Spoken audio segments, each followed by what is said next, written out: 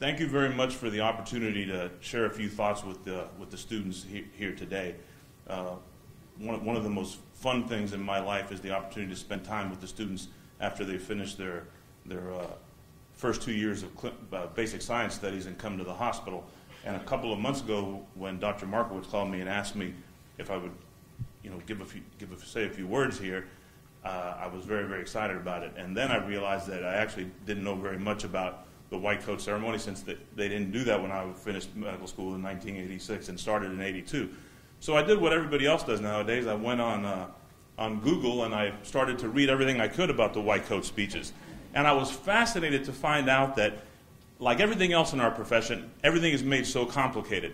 And a bunch of social scientists have actually gone out and done a bunch of studies, actual meta-analyses of white coat speeches.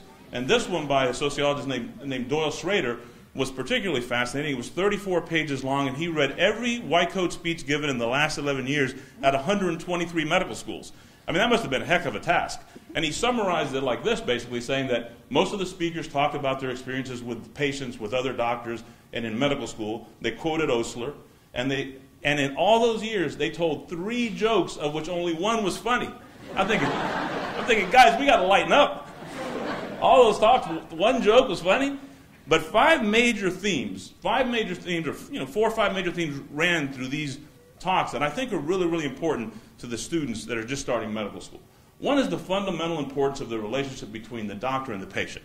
That goes without saying. The other is, which is very interesting, and particularly interesting to me because I get to work with the kids when they come out of their second year, is the relationship between doctors of different eras. And that is really, really interesting.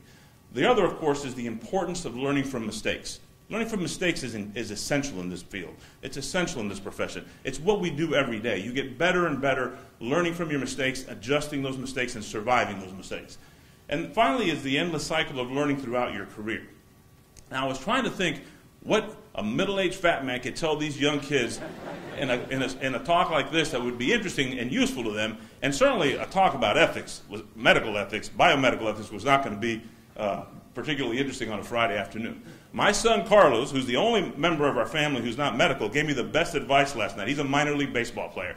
I call him after all of his games. And I told him I had to give this talk last night. He said, "Pop, those guys do not want to listen to somebody your age talk. Just keep it short." So I try to follow Carlos's instructions here. But I do have some experience with the students. For 10 years, as Dr. Markowitz says, for 10 years, I've been seeing the students that graduate from the first 2 years here and come to the hospital show up at my hospital. And I got to tell you, it is beautiful.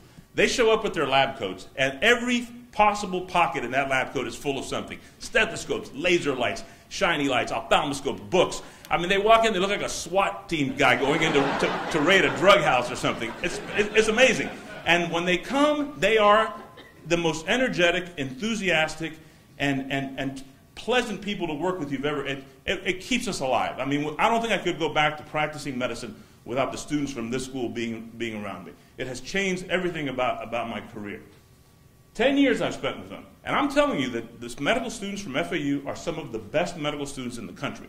We know that not just because of how they perform at our hospital, but because how they have performed when they have gone somewhere else. And I have to give you an example, because I tell this to everybody that I run into, because I brag about you all the time. A young man named Ryan Meehan graduated from FAU 2 years ago. He came to spend time at Bethesda with us, decided to go into surgery, and he went on to Parkland Hospital where I trained. I made some calls. He got his residency, and he showed up there. Very quiet, very mild-mannered, very easygoing kid. But I knew when he was here and when he was with us that he was going to be the best surgical academician in this country. And I told him that over there. And of course, Lopez, he's always, he's just hyperbole, Sure enough, this year, when January came, every surgical resident in this country takes the ABSITE exam. It's basically the exam that they give to all the residents to see how they're doing during their training. And Ryan Meehan took the ABSITE. And I knew when he took it, and I called him when the results came out because I knew the local residents had gotten it. And I asked him how he did, and he humbly said he got the highest score in the country. One of your fellow graduates from this school got the highest score on the ABSITE examination in the United States of America. That's how good this medical school has gotten. As far as talking to our students here about how to behave professionally and how to get along with patients and how to function in the hospital, I'm telling you, we have never had a problem with a student. When you all show up at our hospital, you are young professionals. The patients love you. In my office, the patients want to see you. They don't want to see me. They love our students. They behave with compassion. They behave with respect, and they absolutely function perfectly. So the system here, my colleagues who spend 2 years teaching these students ethics and professionalism are doing a magnificent job. So I'm not going to talk to you about ethics. I'm going to ask you a simple question. I'm going to ask you the question, and it's an absurd question because you're 72 hours from starting medical school, and I'm asking you the question, how are they going to remember you when you're done, when your days as a doctor are over? But it's an interesting question. So let me be clear. When I say they, I don't mean just your patients, because a doctor's life is fairly complicated. A doctor is an individual in the community, an individual in the home. You have to perform for your family. You have to perform and deliver for your friends. You have to perform and deliver for your patients, for the community. And people expect things from you, and they should. Your profession, your colleagues, the nurses, the technicians, the people in your office, everybody looks to you for a certain level of behavior and performance, and they want it every day. And they deserve it, and you can deliver it. That's why this medical school selected you, because you can do that. So I thought maybe one way to consider how they would remember you is to consider the issue of an obituary. Now, it's absurd. Here's this 54-year-old guy talking to these 23-year-olds, 24-year-olds about their obituary. The way medicine is going, you all are going to live for 150 more years. But have you ever looked in the Miami Herald or the Palm Beach Post at the obituary section? I know none of you have. But if you ever look in there and you see the obituary of most people, it's about that big. Maybe if you did something bad or something really good, it's that big. But if you see a doctor's obituary, particularly a really good doctor's obituary, sometimes it's half a page long. When John Carney, one of my colleagues, a surgeon at JFK, died, the Palm Beach Post wrote a half-page article about him. His career, his life, his accomplishments, his education were interesting, and they were passionate. And he deserved a half a page. He had impacted so many people's lives. Why don't you all think about that? Think about writing out your obituary. Not that you're going to use it forever, but it is actually a recounting of your life. If you write it now, then maybe you can live it out and plan it a little better and make it spectacular. This is a clip from a movie called A Field of Dreams. Now, I like this movie because it has two things that I like. It has baseball and it has doctors. And in it, in this scene, the star, Ray Cancella, played by Kevin Costner, shows up seeking a baseball player named Moonlight Graham. Now, let me play it for you, and let it play out so you can see how this goes.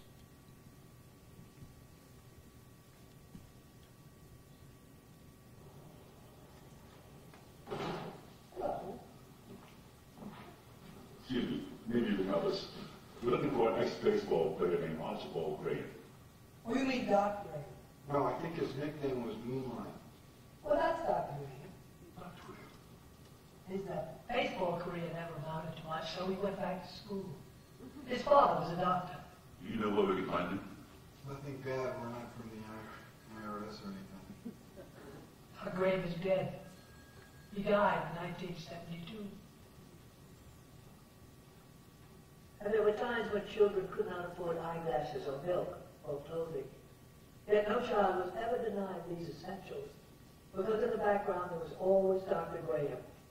Without any fanfare or publicity, the glasses or the milk or the ticket to the ball game found their way into the child's pocket. You wrote that. The day he died.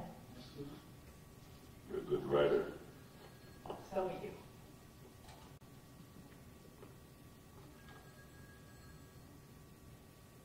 Something missing. Well, it sounds like he was a wonderful man. Half the towns in North America have a Dr. Graham. You hear what he said? He said half the towns in North America have a Doc Graham. And Kevin Costner said he was a great man or a great woman. But that's what you want people to say about you when your days are done. And you have to ask yourself, can you be one of those Doc Grahams in whatever town you end up in? And I know the answer is yes. But you have to prepare for that, and you have to plan for that, and you have to think about what it takes to do that.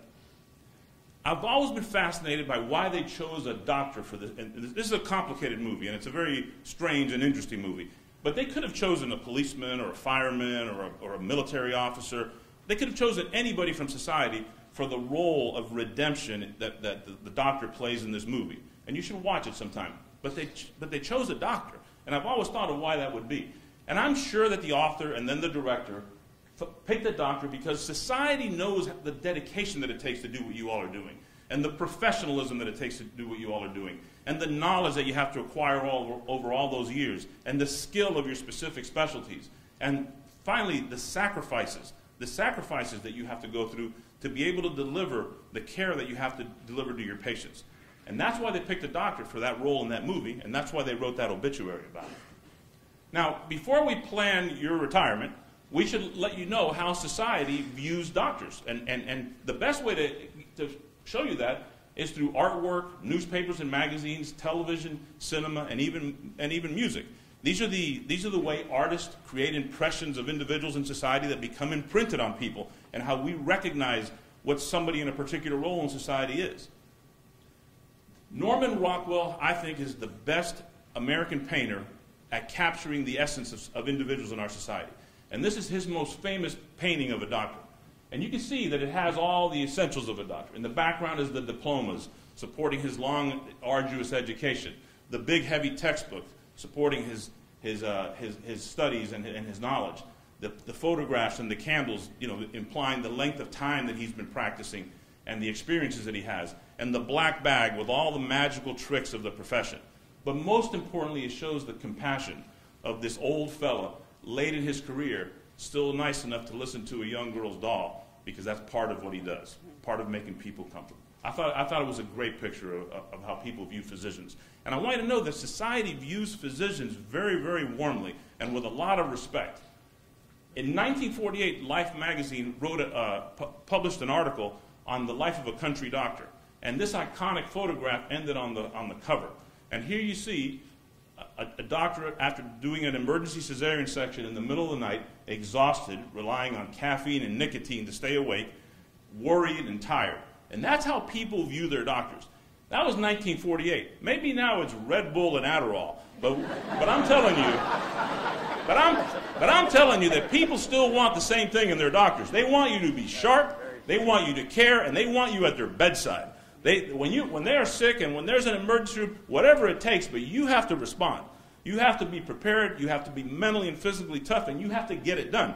And that's why they have respect for you. That's why they love that profession. But I think of all the pieces of art that I've ever seen, and I actually was fortunate enough to be able to see this myself, the painting that best captures the essence of the physician is Sir Luke Field's painting, aptly named The Doctor. It's an enormous painting. And you see in the background the mother and father of the young girl who's been sick all night, and the doctor at twilight, having been up, using all his skills and all his experiences to keep her alive. And the look on his face and the color and the nature of the painting is perfect. You have to imagine yourself with that responsibility, not that burden. Being up all night taking care of that child is an honor and a privilege and a responsibility. And you are the unique individuals in society that can do it. And that's what motivated that artist to paint that painting. And that was probably 100 years ago when he painted it, but nothing has changed. In our era, television and cinema by far are the things that create the most lasting impressions. When your grandparents and great-grandparents were watching TV, their images of a doctor were of Marcus Welby, and they loved him. He was serious, he was humble, he was kind to his patients, he was smart, he made great diagnoses. When he went to medical school, he's a fictional character, but when he went to medical school, they haven't even discovered the structure of DNA. Kids were still getting polio, but they loved him because he was compassionate, and he was caring, and he was practicing the art of medicine at the state of the art at that time, and that earned him great respect. When I was 12 years old, the TV show MASH came on, and any kid that had any interest in possibly becoming a doctor had to love Hawkeye Pierce. He was the slick surgeon who ran around raising hell and didn't follow any rules, and in the middle of the Korean War, all he cared about was fighting disease. He was the perfect representative of all the things that are good in our profession. When I started medical school in 1982, that's right about the time that the AIDS epidemic started in this country, a TV show called St. Elsewhere came on. Now, when I was exactly your age, every Thursday night, I would come home and I would try to get there to watch St. Elsewhere. And when the show started and when the scenes were playing out, I would get goosebumps all over me, getting so excited about the fact that soon I would be one of those residents in that training program.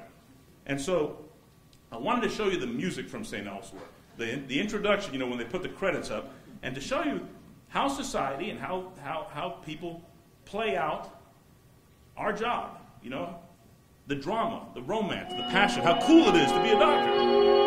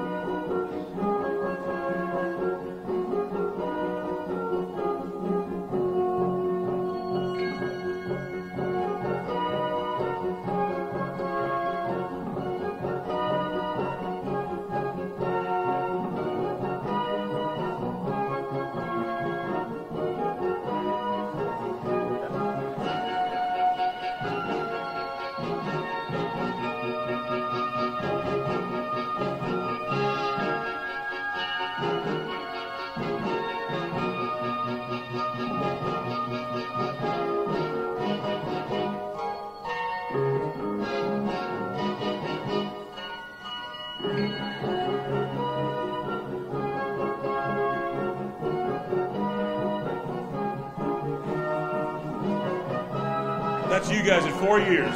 4 years. 4 years, that's you guys. I am 54 years old. I have done everything you saw on that TV show right there. I hadn't listened to that music in 30 years, and when I found it for this presentation for you guys, I got goosebumps all over me, and I wanted to be you guys again. You gotta love this business. You gotta love this business. Now, this is you guys. They're all CrossFit experts, and they're perfectly groomed, and they're incredibly well educated, and they're super polished. This is the new generation of doctors, and as it should be, it's the greatest generation of doctors ever. Now, in 1991, when I was a chief resident at Parkland Hospital, the movie Doc Hollywood came out. Now, I consider this to be a very, very important movie for doctors, especially for young doctors like you. I thought it was so important that I actually performed a tremendous feat myself. I got on the internet and I found 64 copies of Doc Hollywood that they're going to give each and every one of you at the reception later. And watch it. It is a great movie. And let me tell you, you ask my kids how hard it is for me to get anything out of the internet. It took me forever to do that. I love this movie because it really, really brings to bear a lot of the important things that are still going on in medicine, particularly things about how you all evolve as you start off your careers and the relationship between you and older doctors, and the need for good internist and family practitioners in America's cities. But let me show you a scene from this movie that I particularly like. This is when young Dr. Stone is serving. He was on his way from his residency to a fancy practice in California when he wrecked his car in South Carolina and had to serve time in the county hospital there as an internist. And this is a scene where he gets to meet the town doctor for the first time. Kind of old school, new school stuff. First stop blue. The boy can't breathe right and he's turning blue. I'm the doctor. Mr. Packer, you've got to call Doc Hoke. Please. It's all right. I'm the doctor. That's you guys. What's he doing like this? All afternoon. What's his name? Zeb. Hey, Zeb. It's going to be a little cold, all right? Just want to hear your heart. Did you tell me her? Okay, why don't you take him down to the examination room over right there? You know where that is? Right there. Okay? Have Zeb get up on the table. All right, I'll look at him. He doesn't like to disturb that. I really don't care. I'll tell you what, forget Hope. What's the referral hospital? Athens General. Call Athens General. I'm going to get a possible cardiac emergency. Call Lou, tell her to fire up the ambulance. Oh, forget it. They have a helicopter, right? Tell them to send a helicopter. Give me all the medical history you have on this boy. I think I better call Dr. Hope. Damn it. Listen, Hoagie's not here. I'm there. You do it.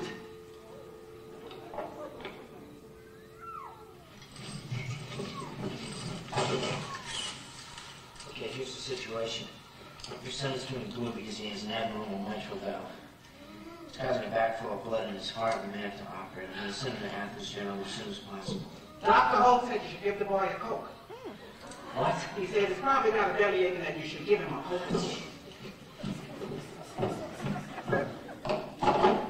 Listen, doctor, I got a boy here in cardiac crisis. You can't treat that with Coca-Cola or Bisquick. We're going to have to use real medicine this time. And I'm sending him to Athens General. You're his regular doctor. You get your fat ass out of bed. Get down here and go with him. Should be here any minute.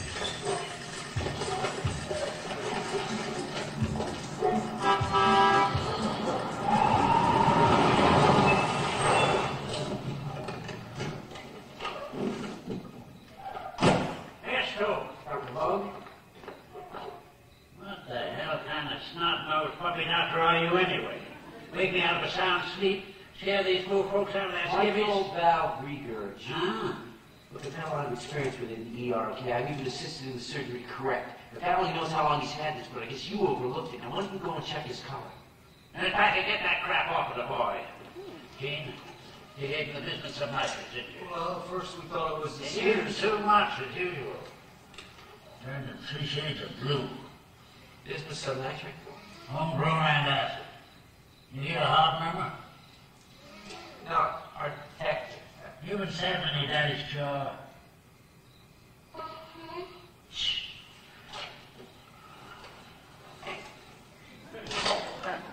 That'll be 65 seconds. Well, nice work, Hollywood. You were just about to crack open the chest of a 6-year-old boy to cure a case of diarrhea. Now listen up, smartass. Next time I tell you how to treat a patient of mine, you better damn well do it, doctor. I doubt you're no crap from Crisco.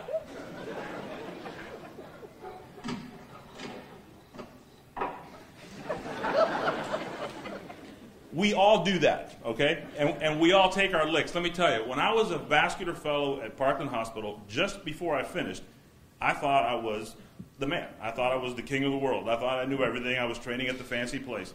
And one day at the VA, they had an aneurysm, an aortic aneurysm on the schedule. And they used to have visiting faculty come to the hospital to help us out. And the gentleman that came to help us out, that was a gentleman, last name was Trevino. He wouldn't mind me telling you that, Dr. Trevino. And the nurses told me, oh yeah, he's a little Mexican man from town. I'm thinking, I wonder what that, so I'm thinking, oh my God, some town doctor who doesn't know anything. He's going to show up here. And then, sure enough, Dr. Trevino shows up, little tiny guy, terrible English, broken English. He looked like he was probably 65 years old, and I'm, just finishing the fancy fellowship, so I figured, what the heck, I'll take this guy through the operation. So we start the aneurysm, and we have the patient's abdomen open, and I go to place the clamp on the aorta to stop the blood flow to it so that we can repair it. And all of a sudden I hear, and I had noticed that the aorta was fairly calcified, and the minute I did that, the patient's belly filled with blood. And Dr. Trevino had been very polite and very quiet and letting me go about my business while I did the case. And when I saw all that blood and I heard that noise, I looked up at him, and he looked up at me, and I saw a little twinkle in his eyes. And that's when I realized he knew a lot more than I did. Because within 5 seconds, he had the aorta clamped above the celiac artery. He had the bleeding under control. He had everything exposed for me really easy. He saw that my heart rate was coming down. And I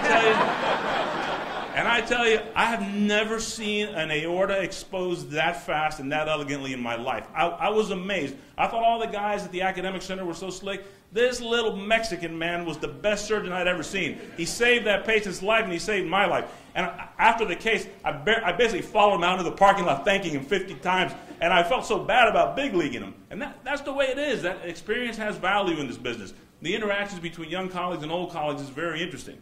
In this particular movie, Doc Hogue ends up having a heart attack, and young Dr. Stone ends up saving his life with some of the new technologies that he learned.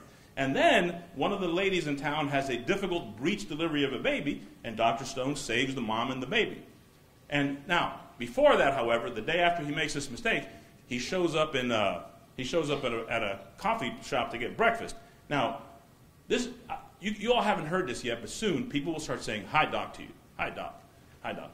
I love when people say that to me. When I go to the Little League field at 10 o'clock at night with my boys to hit baseballs, and I'm carrying buckets, and I look like I just got out of a wrestling match, and everybody says, "Hi, Doc. Hi, Doc," I know that something is still being done right. When they stop saying "Hi, Doc" to you, something's not right. They liked Dr. Stone because he was passionate. He wasn't right how he cared for that little boy, but he was passionate. He was committed, and he was dedicated. So he shows up at this restaurant, And he gets this. Hi, Doc. Hi, Doc. Morning, Doc. I love that.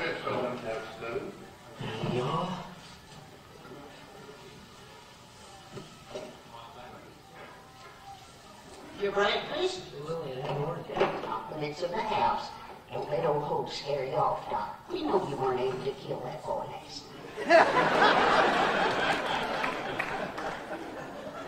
I think it's just as important when your career is over not to think how people meaning they, the community and your patients, will think about you, but how you will remember them. It's very important that you finish your career with a certain opinion of your patients. I'm going to show you one more scene from this movie, which is the reconciliation scene. Doc Stone has, as I said, he's cleared himself. He saved the old doctor. He saved the young lady. Now he's got his confidence back. The two of them are getting along pretty well. It's a good scene. Think how you're going to remember your patients. You right? First breech you ever delivered? First baby I ever delivered. By myself. Whiskey? No thanks. In fact, I wouldn't recommend that for you either. Well, you're not my doctor, you're not my wife, so I guess you don't have very much to say about it. Oh, you're not fixing to stay, huh, Stone? Changed your mind, huh? Now that your car's all busted to buckets and you're feeling pretty good about yourself in general, huh? Come here.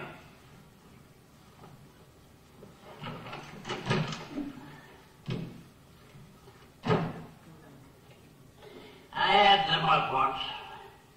Over 700 babies I delivered in this town over the years. There's Packer. She popped right out, complete with teeth and hair and bit. Nicholson. Hank. Yeah, I gave them birth, saw them through every sneeze and sniffle, sometimes even walked them to the gravesite. This is pretty well my portfolio, Stone. An old car, an old house. I wouldn't trade any of them for gold. All the Rolex watches and Mercedes-Benzes on earth won't give you the happiness that that sensation will. You be a good doctor and have the people in town love you, it's priceless. That's you guys.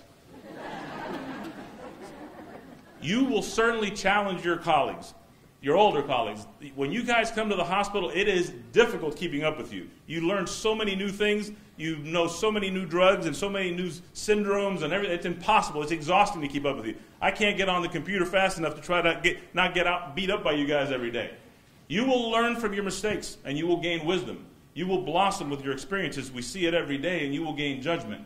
And after long, long years of learning and sacrificing, you will love and respect your profession. You will love and respect your profession, and you will be glad you became a doctor.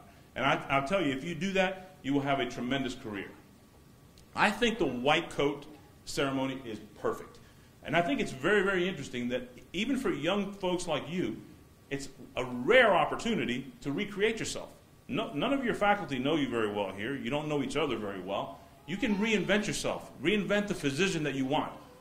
That's why I tell you to think about these things, because you can now create the doctor that you're going to be for the rest of your career and the doctor that people are going to remember 100 years from now.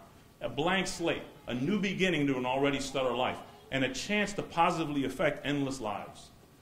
You get your white coat today. Shortly, you're going to walk up here and they're going to give you a white coat. But you're going to earn it over a lifetime. It's a gift to you from all the patients you're going to be taking care of for the rest of your life. And it's a gift to you from all the doctors who've been through the same studies and sacrifices and struggles that you have. I want you to know that that white coat that you're going to put on today used to be black. In the 1900s, doctors wore black coats. And it was only when science took over the witchcraft of medicine at the turn of the 20th century that doctors started wearing white coats. And those white coats have served humanity very well during wars and epidemics. The people that wore the white coats that preceded you made incredible discoveries that have changed humanity. And they've cured sick and injured people in small towns and huge cities. It's your coat now. This medical school interviewed thousands of applicants, or looked at the applications of thousands of applicants to select you 64 to train you and make you into doctors. This medical school expects you to do great things. Our society expects you to do great things. Those of us who are going to work with you expect you to do great things. And you should ask yourself, when you finally hang up that white coat, many, many years from now, how will they remember you? How will they remember you then? I want to tell you from the bottom of my heart what I think you should do. I think you should go home after your reception tonight and get yourself a pizza and watch Doc Hollywood. And then I think you should spend the next couple of days thinking of the most fascinating and exciting career that you could possibly have. And on Monday, when you get here, immerse yourself in it. This is a fantastic profession with unlimited opportunities. And if you do that, you will have the best life that anybody can imagine. Congratulations to you, and thank you.